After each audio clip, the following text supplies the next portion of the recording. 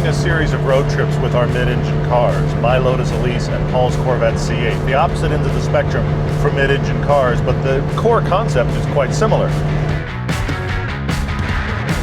Generally, when we do these road trip films, we try to go to someplace we've never been before, to just experience something brand new. The discovery and adventure of it is a big part of it. We want to show you guys new places. But in our last series, we did have one trip that didn't go entirely as planned. When we went north, it was one of our best trips. It was gorgeous, but I had quite an overheating problem on my Nissan 300ZX that hadn't occurred otherwise. It was able to be fixed. It was a radiator leak, and we discovered it on probably the best road of the trip. In fact, honestly, one of the best roads I've been on in my life, and I spent more than half of it staring at the temperature gauge instead of enjoying the road. We decided to bring our cars back. And Todd kept mentioning how much he would love to have his Lotus on these roads. And so we thought of doing a separate piece, something that is a little bit outside of regular car reviews or any car reviews. We are just to the northwest of Cody, Wyoming, on Highway 296, out for a drive for no other reason than to be out for a drive. Oh, look on the map. Oh, it just gets better and better. Chief Joseph Highway becomes Beartooth Pass as it goes into Montana. It crosses the state line. It's 100 miles worth, switchbacks and drop-offs and exposed rocks and mountain peaks, and I can go on.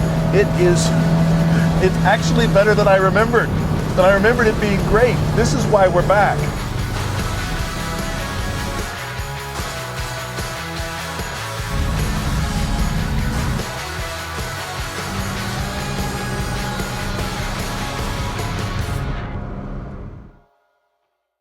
All anybody wants to see on YouTube is a race. We should do a race with these two cars.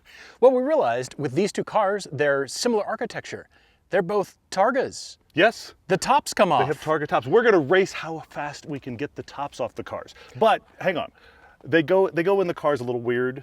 You have to clear out a bunch of stuff in the back of the car. I do. Okay, all right. Fair so enough. Here's what we'll do. We'll go from an agreed upon start. It's how fast can you just get the top completely clear of the car. Completely clear. Just clear of the car. Worry about putting away later. We'll just clear the car. Okay. Okay, so hang on. Where's the starting line? Just right here, standing beside your car. You ready? Okay, I'm ready. All right. We're going to take the tops off as fast as we can. 3, 2, this is our YouTube drag race right here. 3, okay, here it is. 2, 1, go.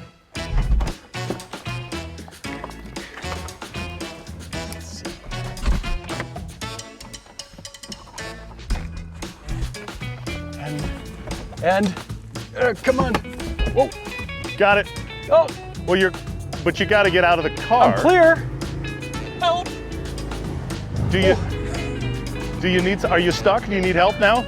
I need help. Help. All right. I got this side. I can't. I'm not sure who won as a result. Can you even get out? I don't know. You made Hang that on. fast, but I don't think you made it work. Hang on. I can do this. I can do this. I can do this. Okay, so you're clear, but with help. All right. I've got my top. I think I won. Oh man. I was clear though. I was clear of the car. I was clear.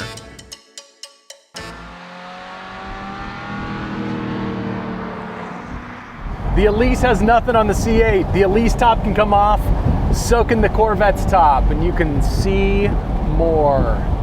Look at that. I find it so fascinating how these cars are so different, but the architecture is the same, and the tops come off. I mean, this is a far bigger car. It's far heavier. It's pretty much 2,000 pounds heavier than the Elise. And this is still brilliant. Look at this. Look at this canyon. This moment right here is why we drove all this way, just to experience these corners. Right here, this corner. Ready? Full 180.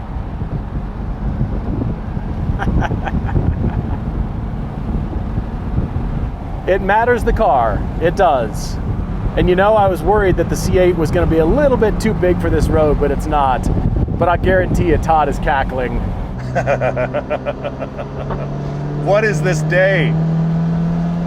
I love that this car is small enough that I can place it in the lane. I can actually like pick a proper driving line and never leave my lane.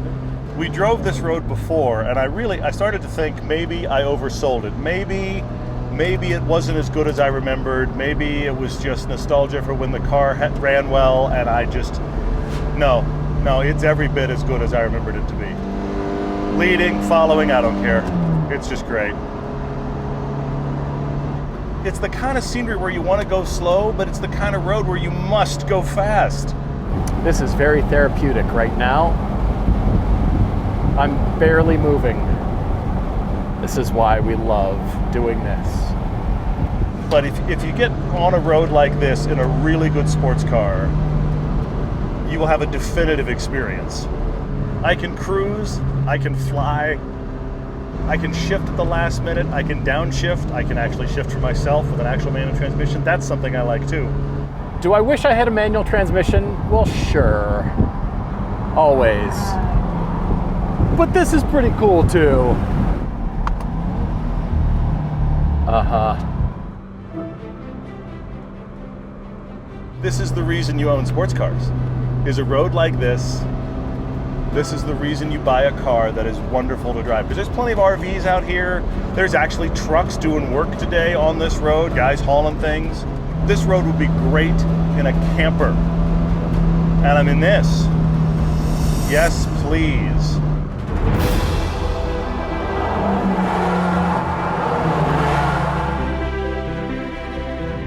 You know a road is really good when you have to turn around and redo sections. That's what we're doing. Come down, enjoy, turn around, go back up, do the same section. I mean, it's different going the other way. You have to paint roll it. You have to go back and forth off the good section. That's where Nirvana happens. I mean, this is, I'm having an almost religious experience.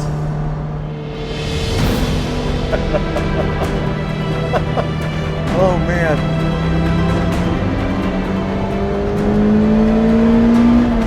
Second cam in this car. On a day like this, this is up there on best days. This is way up there. I don't feel like I'm driving a consolation prize. I really don't.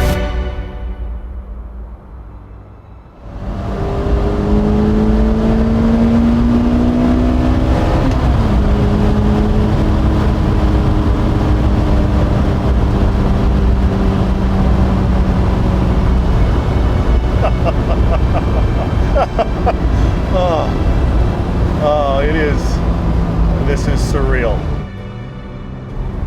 Oh, that's nice.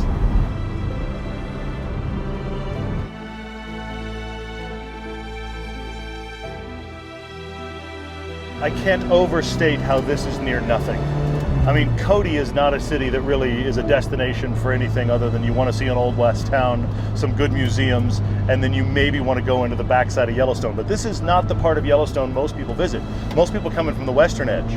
And Yellowstone itself is not near most things.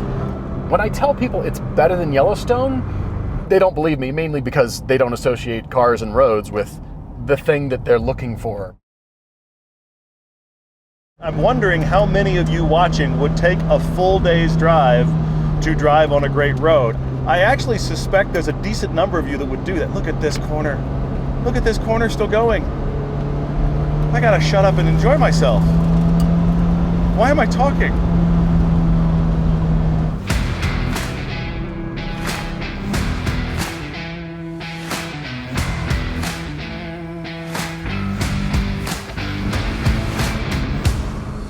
This road does one of the things of all my favorite roads, and that is every few miles, it changes its personality a bit.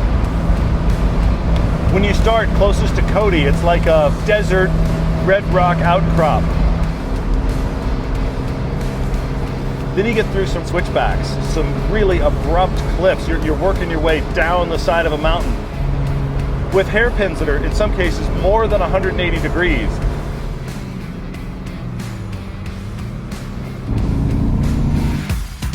Then you drop that into this high-speed valley floor cruiser corners. You can carry a lot of speed down here. Big sight lines and huge views. And we're not done. We're not even done. No, we're almost halfway. Yeah. We haven't even gotten to Beartooth Pass, which is 11,000 feet, where we had car problems the last time. From there down the backside into Montana is a whole other ecosystem again.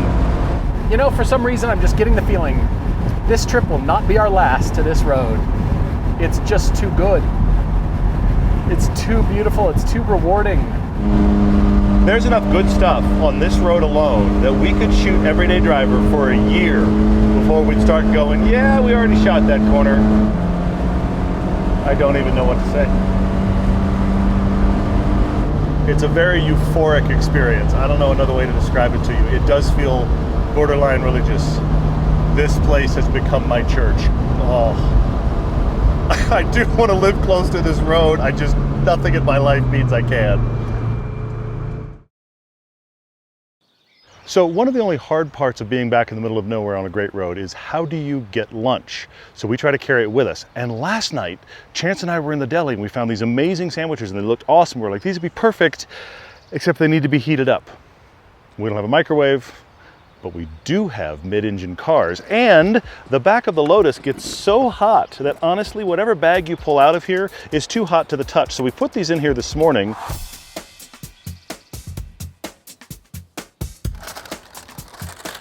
Cheese is melted.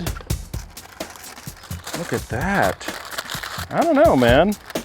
They feel warm to the touch. The cheese is melted. They don't look frozen anymore. We might have lunch courtesy of the Lotus Elise. Well, the Lotus keeps things hot, and on the Corvette, this is where the cold drinks are. In the cool bag here, we've got, let's see, well, we've got lunch. The cool sandwiches and drinks in the cool bag. See, Frunk in the Corvette. Lotus doesn't have that.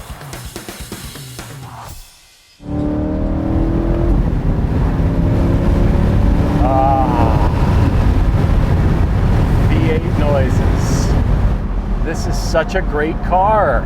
It's so much fun. It's so good. I wish there were more steering feel, of course. For this video, Vredestein has come alongside us to provide tires for the car. They are the max performance summer tires, the highest performance tires from Vredestein that you can get. They make them in the stock Corvette sizes. These are good. The sidewall does not feel like it's folding under or rolling over through corners. There's some good compliance, so it's not just rock hard, but it doesn't give up performance through the corner. For this trip, I've also changed the camber. It's not quite the track alignment, but it is definitely not stock. It's minus 1.5 in the front, minus 1.0 in the rear, and it's just enough. Understeer? What understeer? I mean, compared to some exotic, this is far less money. This is about a third of the price, at least. And it still gives me that same kind of feeling. More people need to buy C8s. The Elise is definitely not a super powerful car. It's definitely not a car with amazing stats. If you're a person that's obsessed with stats, this is the wrong car for you. But it is the car that proves, well, first off, that big guys can get in it. It's got a lot more room than you think, but it also proves that small and light is magical. It does something very special to a driving experience because it has an incredible immediacy that I felt in almost nothing else.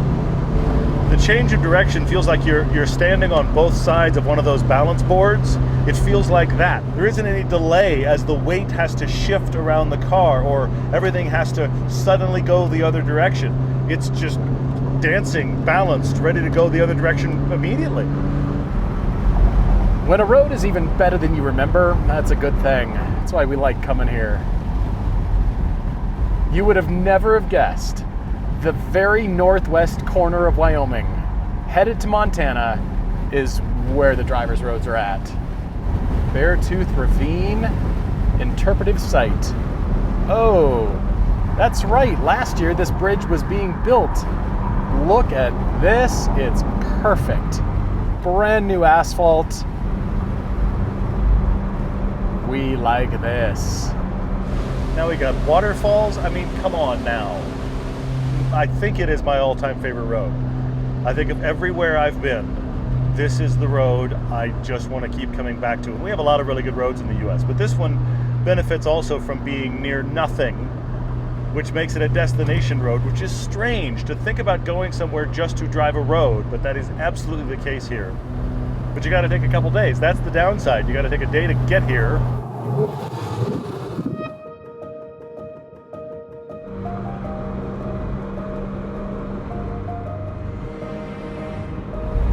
Look at this place. Are there perfect roads? Maybe. I'm not sure if this is it, but it's pretty dang close. And here we are at the summit. This is the top. We are in altitude here. Last time I saw that sign, we were not doing well. It was during the middle of our Cars of the Past road trip. We were headed north. The 300ZX was parked right here, massively overheated with a radiator problem. And the 928 was over there not doing much better. These cars have breezed up here, and it's still quite high. And it's even more amazing than I remembered because I'm not distracted by what's going on with the car. I'm just here, seeing this. Of all the roads we've been on, I think this is the one with the most payoff. When you get a sign with elevation, it feels like you've accomplished something, and you have, because this does kind of feel like top of the world. We're almost at 11,000 feet up here, and these cars have made it, and we just get to go paint, roll the road. Love this.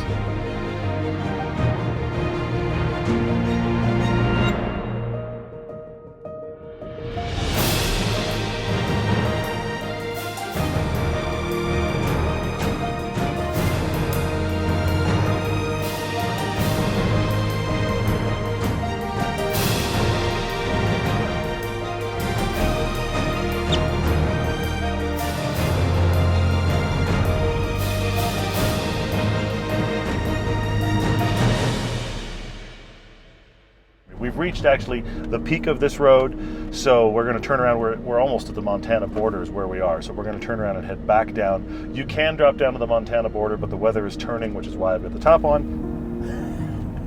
It's so crazy having a car that starts and runs and is modern and everything works. One less source of anxiety. We might be in for a really big downpour here, but it's still just as spectacular even with rain. Whoever thought to place the road here, and for getting your asphalt paving machines up here, and for planning this, thank you. I genuinely don't understand why this road was built. I don't understand why it's here.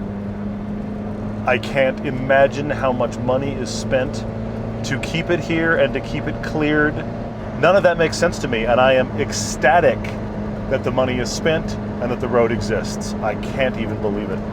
It doesn't matter if you're doing it fast. It's better slow, actually. You've got to look at this road. It's so rewarding. It's so satisfying. All of your long distance driving on flat, straight interstates is forgotten. It just drops away, which I love and Paul hates. It just drops away in these big green fields and eventual cliffs, and wow. I'm just boggled by this road. It always freaks me out to see guardrail where it's like punctured through. I really don't love that. And this is nuts. Oh my gosh.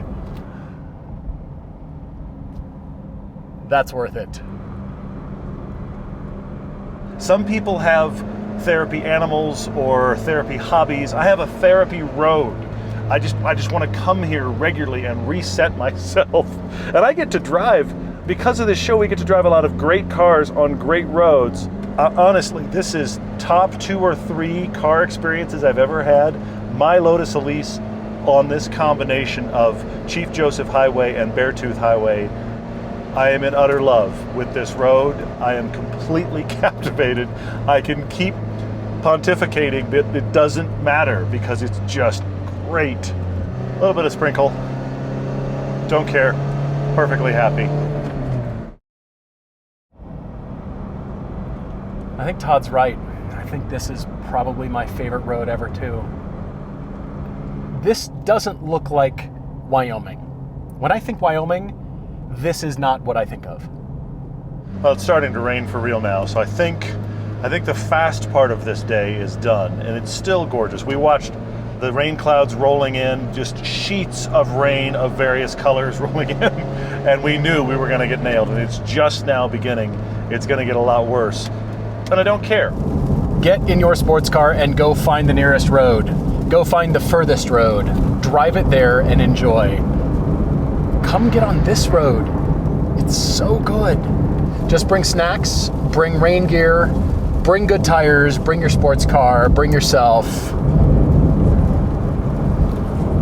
You won't regret it. This is awesome. And we've got a nice little tire test in wet weather, sprinkly weather for the Vredesteins. These are excellent. I really like them. They've got a good ride quality to them, and they still are very great at cornering. I like it. Oh, and it is a work day. When you answer email from your phone, nobody knows where you're at. Meanwhile, this RV is terrified, doesn't even begin to cover it. They have probably rented that RV and have never driven one before, and they are massively out of their depth. It's okay. Road's been pretty much perfect. If car manufacturers build all these amazing sports cars, and you've taken it to Cars and Coffee a couple of times, or you do it every Saturday or every Sunday or whenever, aren't you tired of that? Haven't you gotten past that already? Wouldn't you rather be away from all those people and out here by yourself or with a friend, and this is all you're doing? That's how Todd and I think.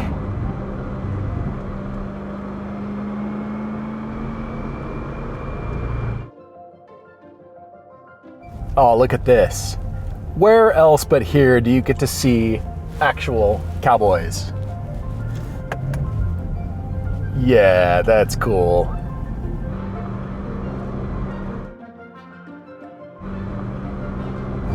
The road's drying up. Got the dry line. Yeah. What a great car. You need to give yourself permission to get a rock chip or two and get it dirty, and it's not perfect, and yeah, you're gonna pay for tires and brakes. Oh, fuel, that's right. It's gonna cost you.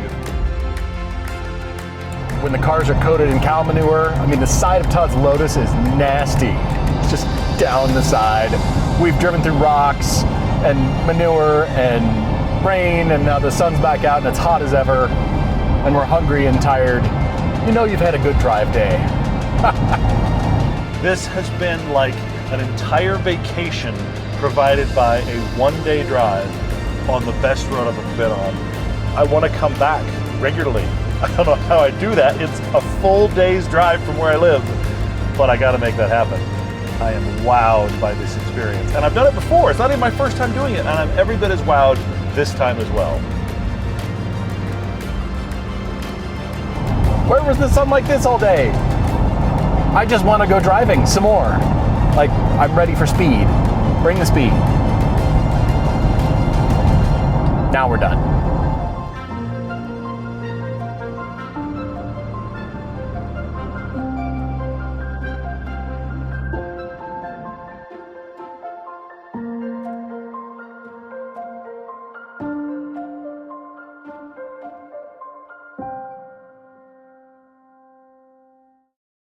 I completely understand if you don't trust us and you don't believe us that driving a long distance just to get to the base of a road to go drive is worth it. But it is. Please trust me. People have houses back here. Can I have one? You can live right here in the middle of this road? Who plows this road in the winter? How do you get out of here? No, I'm asking. I want to know. Really? You can live right there? What's that cost? Can they bring me a press car? Where's the nearest airport? Where's the nearest grocery store? You're near nothing.